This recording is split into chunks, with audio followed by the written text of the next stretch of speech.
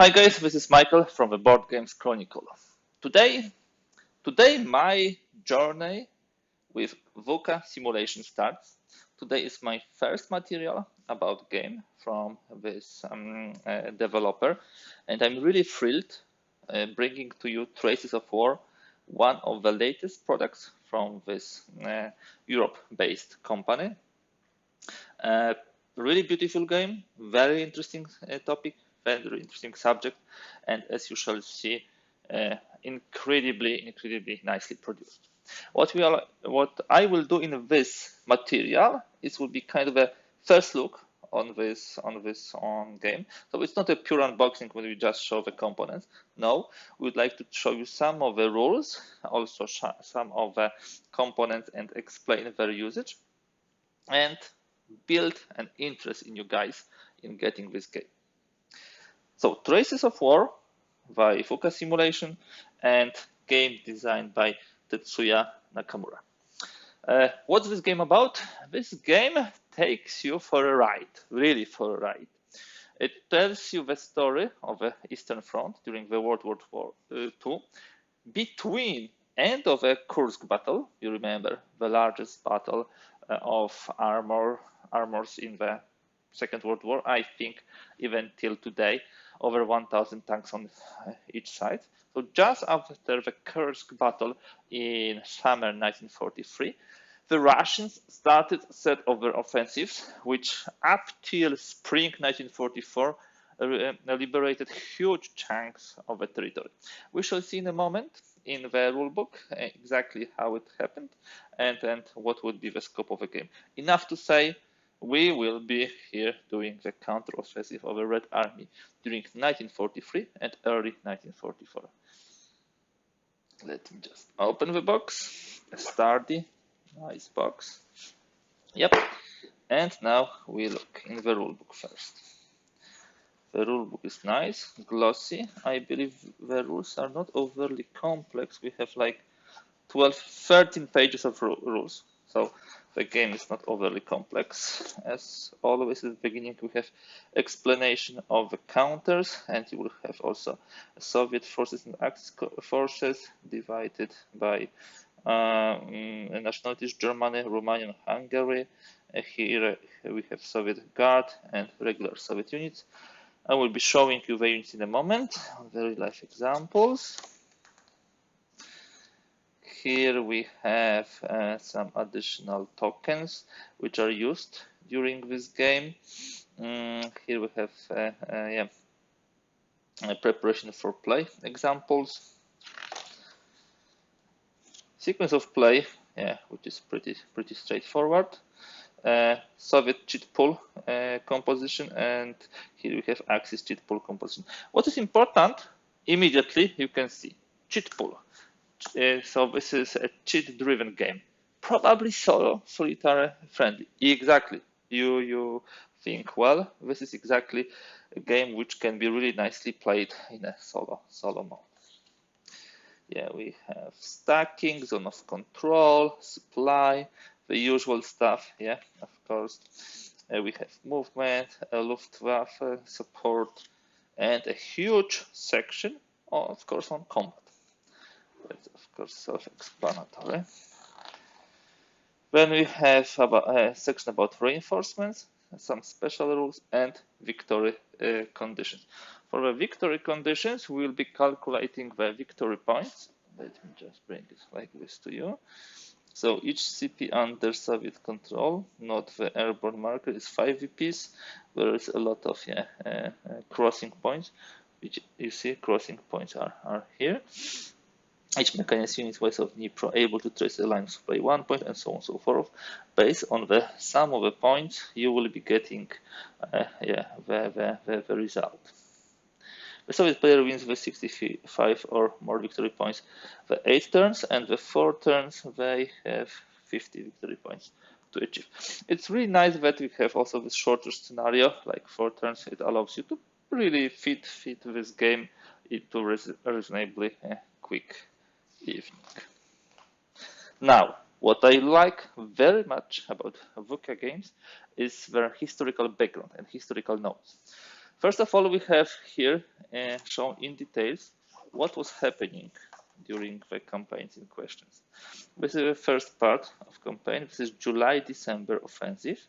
As you can see, it cut the Crimea here from the German forces. It took Kiev and Smolensk and pushed all the way around here the Germans.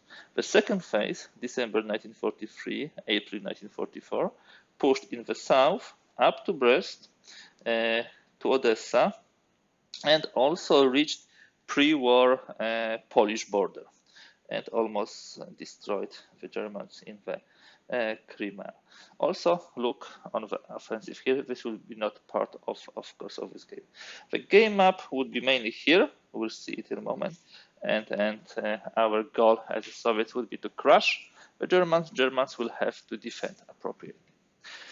Another thing which I really like about VUCA simulations and about VUCA games, how they are produced, are the words about the main persons of the drama.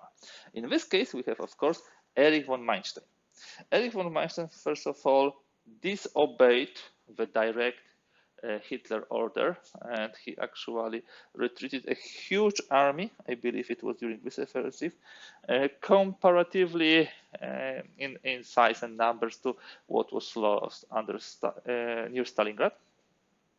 And he was also a mastermind behind a lot of successful offensive over Germany. However, after this offensive, he was taken from his post by Hitler because of disobeying the orders, and actually he lived pretty nicely after Second World War. He was never really convicted of being part of a Holocaust or mass murder. This section here actually deals with the myth of the White Wehrmacht, which was not taking part in the atrocities, which is of course completely untrue.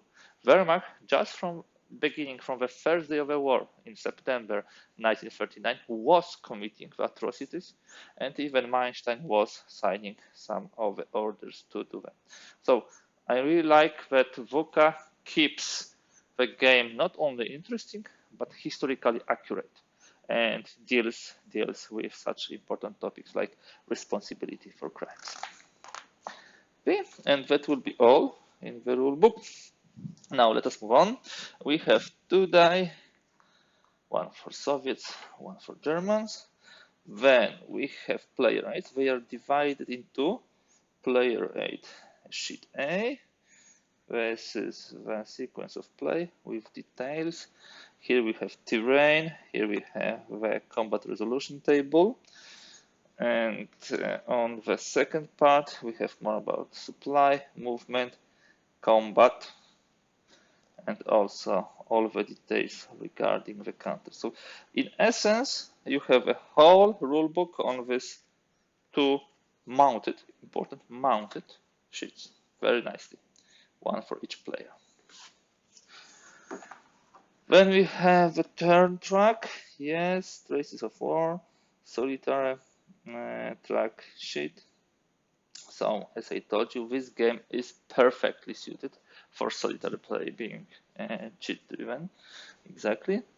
You can see how, what number of cheats are being taken, which are inactive, which are executed, and so on. We'll not be going into details here. Now we need some space. Why we need some space? Because we'll be looking now at the maps. Beautiful maps, huge maps.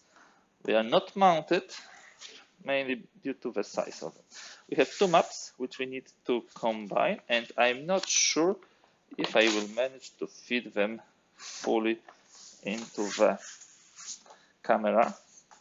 Okay. Look at this glossy paper, which is matte. I really like it. Really nice. Let me see. What can we see in camera? How much of this? Okay, more or less a lot. Okay, this is the first map. Second map, no way we would be able to fully see, but let me set it up. Now, when you look at the names of the cities, what do you see, guys? If you're not native Russian or Ukrainian, you probably will not see a difference. But guys, those names are in a lot. These are the Ukrainian names. It caused a lot of discussion on Board Game Week and some minuses, yeah, for this. You can imagine from whom.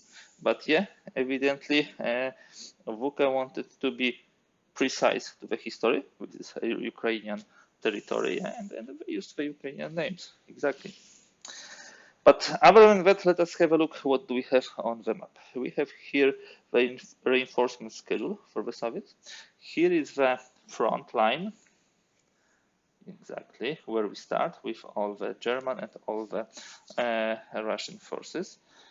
The main thrust would be that way, of course, and the crossing points, which are so important victory points on Dnipro, are here Kiev, here two, Dnipropetrovsk here. So these are the important victory points for the Russians. If we play even the short versions of the 4 turns, you still should be able to get here and get those points.